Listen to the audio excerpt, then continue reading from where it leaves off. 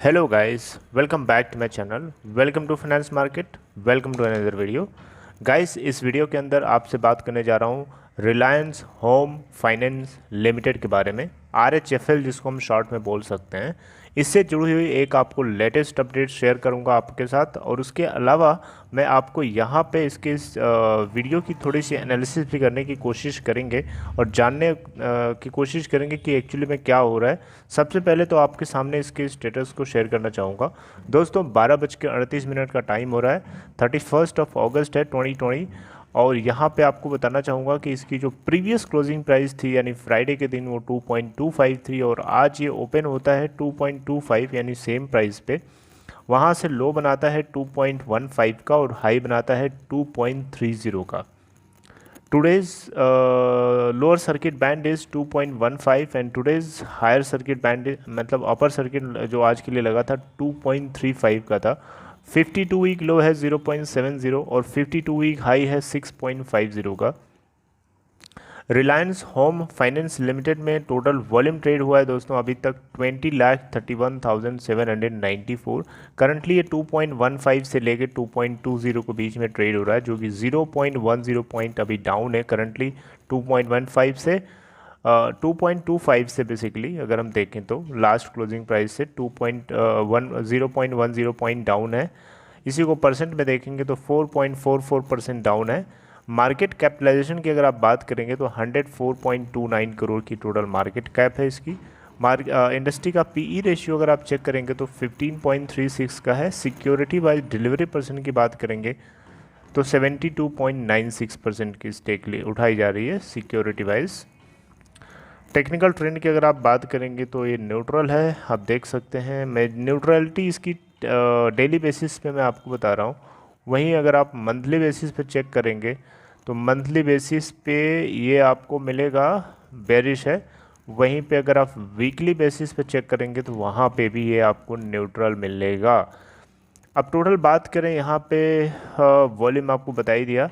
अब थोड़ा return percent देख लेते हैं कि इसमें कुछ रिटर्न मिला है या नहीं मिला है। तो एक हफ्ते के अंदर 2.23% का रिटर्न दिया है। एक महीने के अंदर 10.00% का रिटर्न दिया है। 3 महीने के अंदर 76.00% का रिटर्न दिया है। 6 मंथ्स के अंदर 62.96% का रिटर्न दिया है। वहीं अगर आप एक साल का देखें तो 61.40% का रिटर्न दिया है, लेकिन नेगेटिव है, लॉस है यहाँ पे। टेक्निकल्स की थोड़ी बात करते हैं तो मैंने आपको टेक्निकल रेटिंग मैंने बता ही दिया, न्यूट्रल है। मूविंग एवरेजेस थोड़ा देखें अगर तो दोस्तों 5 दिन के मूविंग एवरेज 2.18 के ऊपर ये बुलिश है। 20 डेज़ का मूविंग एवरेज 1.85 है जिसके ऊपर ये बुलिश है। इसके अलावा जितने मूविंग एवरेजेस हैं उसके ऊपर ये बेरिश है।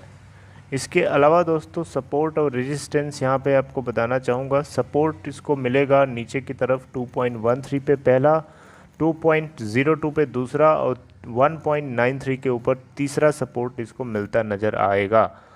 रेजिस्टेंस की बात करें तो 2.33 का इसको फर्स्ट रेजिस्टेंस फेस करना पड़ेगा। सेकंड रेजिस्टेंस 2.42 पे और थर्ड रेजिस्टेंस 2.53 के ऊपर फेस करना पड़ेगा। करंटली ये 2.15 से 2.20 के बीच में ट्रेड हो रहा है। ऑन एन एवरेज इसको पाइवोटेड पॉइंट की तरह देखें तो 2.22 के आसपास ये करंटली फ्लोट हो रहा है कई हफ्तों से। स्टेक होल्डिंग पैटर्न की बात करें दोस्तों तो यहाँ पे आपको थोड़ी सी सुन के शायद खुशी होगी। दोस्तों यहाँ पे आपको बताना चाहूँगा जून 2020 क्वार्टर का डेटा रिलीज़ हो गया है, जिसके अंदर आप देखें तो प्रोमोटर्स की स्टेक 49.58% की है, जिसमें 0% प्लेज है। कितनी खुशी की बात हो रही है मुझे तो बहुत खुशी हो रही है देख करके कि रिलायंस होम फाइनेंस लिमिटेड जो कि अनिल अंबानी की कंपनी है और जिसमें 0% प्लेज मुझे देखने को मिला, जिसके अंदर 50% से ज़्यादा स्टेक इनके पास है। FIIs की अगर हम बात करें तो इसके अंदर जून 2020 क्वार्टर की मैं बात कर रहा हूँ, ध्यान से सुनिएगा, 2.04% की स्टेक है। वहीं पे टोटल DIIs के पास 7.82% की स्टेक है। टोटल DIIs में म्यूचुअल फंड्स की स्टेक 0 है, फाइनेंशियल इंस्टीट्यूशंस की भी स्टेक 0 है।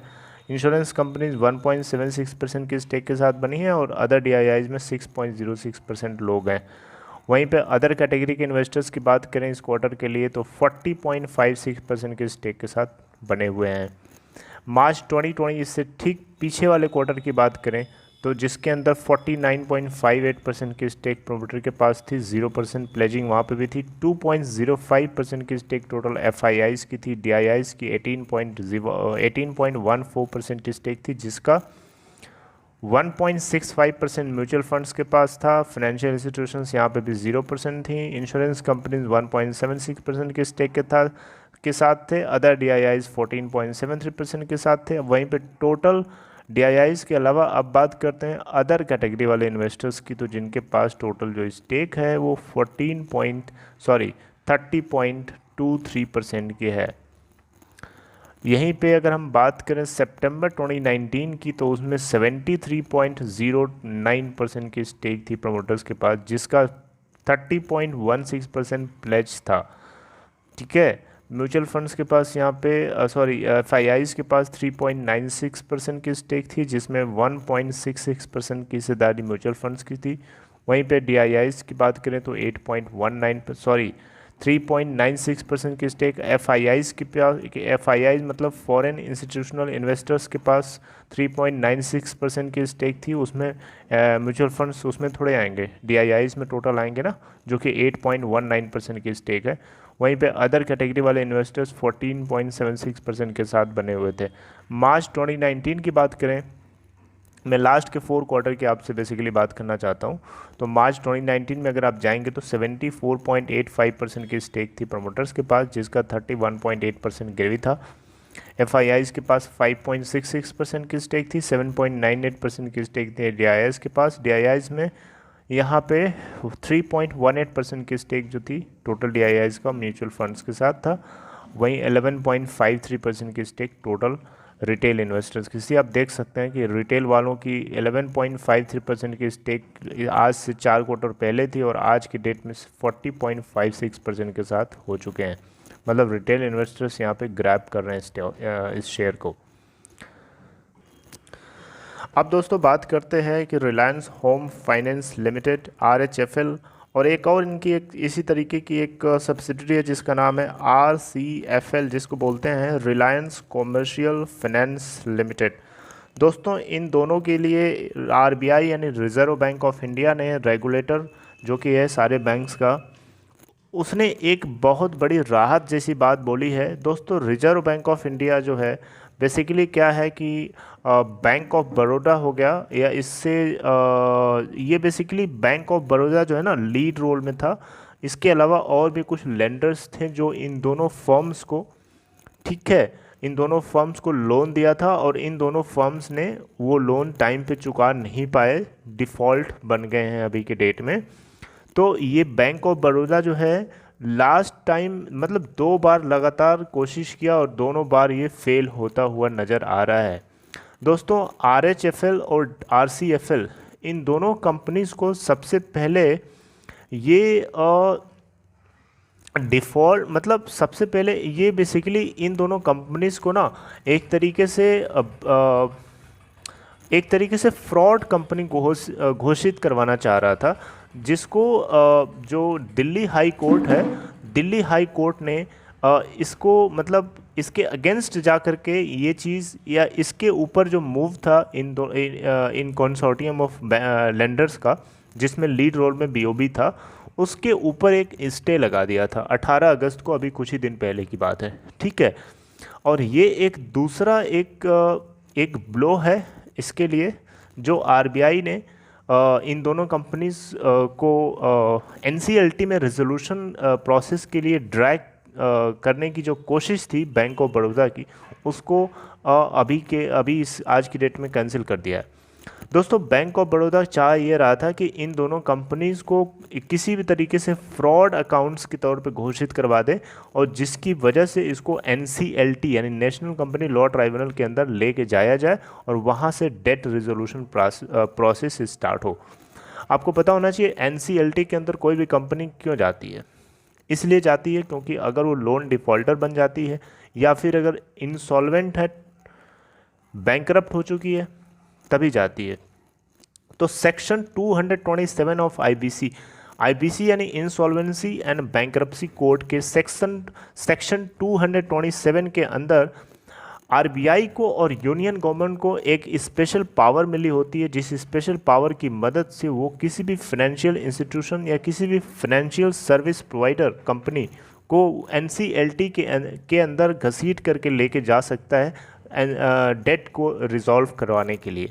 तो इसी पावर को देखते हुए बीओबी ने सोचा कि चलो चलते हैं रिज़र्व बैंक ऑफ इंडिया के पास, वहाँ पे शायद ये चीज़ हो जाए, लेकिन वहाँ पे इनको कोई फ़ायदा नहीं मिला। तो एक तरीके से कह सकते हैं कि आरएचएफएल और आरसीएफएल दोनों के लिए एक पॉजिटिव मूव था रिज़र्व बैंक ऑफ इंडिया की तरफ से। तो हालांकि ये पॉजिटिव मूव कितना लॉन्ग टर्म तक सस्टेन कर पाएगा इन दोनों कंपनीज़ के लिए, अब तो देखने बाद में पता चलेगा।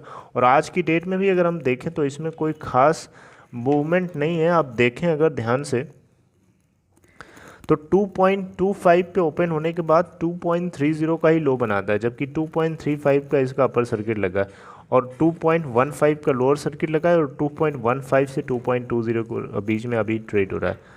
तो एक तरीके से देखें थोड़ा पॉजिटिव तो ज़रूर है, लेकिन उतना ज़्यादा पॉजिटिव भी नहीं है।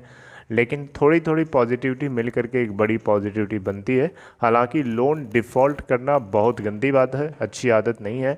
तो देखते हैं आगे क्या होता है। तो उम्मीद है, एक छोटी सी अपडेट थी, आप लोगों को ज़रूर जानना चाहिए। तो मेरी यही उम्मीद रहती है हमेशा कि आप लोगों को हर चीज़ में अपडेट करूं, कोशिश करूं और आप समझ पाएँ उसे। ठीक है, तो this is all about this video. Okay, so guys, if you like this video, please give a thumbs up and also make sure to subscribe this channel and press the bell icon nearby that to get notified every time. Last में आपसे एक चीज़ कहना चाहूँगा, आपको demat account अगर open कराना है तो डिस्क्रिप्शन बॉक्स में जाइए, वहाँ एक लिंक दिया गया है, लिंक को क्लिक करके आप स्टॉक के अंदर अकाउंट सिंपल तरीके से ओपन करा सकते हैं एक सिंपल प्लेटफॉर्म पे।